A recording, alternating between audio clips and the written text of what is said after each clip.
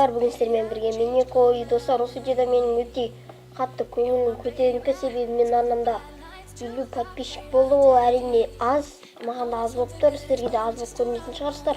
Бірақ 50 подписчикті солайынан сіздерге айта кетейін деген едім. Солайынан сіздерге көп рахмет. Бұның бәрі сіздердің арқаларыңыз, көріп тұрғандарыңыз.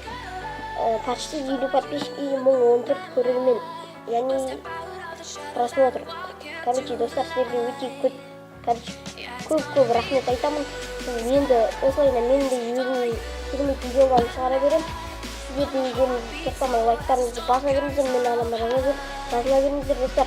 И достар, сіздерге бірдеңе айта кетейін. Мен пока что қазір ештеңке болмайды, конкурс шығарып ештеңке болмайды, себебі подписчигім аз, сол үшін ештеңке болмайды. Біз ораймен бірдеңке ойлап табамын, достар. Подписчик келген кезде өте керемет бір бірдеңке ойлап табамын. Ал ендеше осылайынан 100 подписчикке де жетеді. Көріп тұрғандарыңызда экрандарыңызда үшін достар, сіздерге осылайынан көп рахмет айтқым келіп тұрған еді. Ал сіздермен болған Менеко, достар, сіздерге көп рахмет. Мені қолдап, менің активный подписчиктерім де ішінде бар. Аттарын кейін айтамын, достар. Ал сіздермен болған Менеко, осылайынан сіздер айта кетейін деген едім. Мен арнамда почти 50 подписчик болды деп 49-да, бірақ 50 болды ғой почти.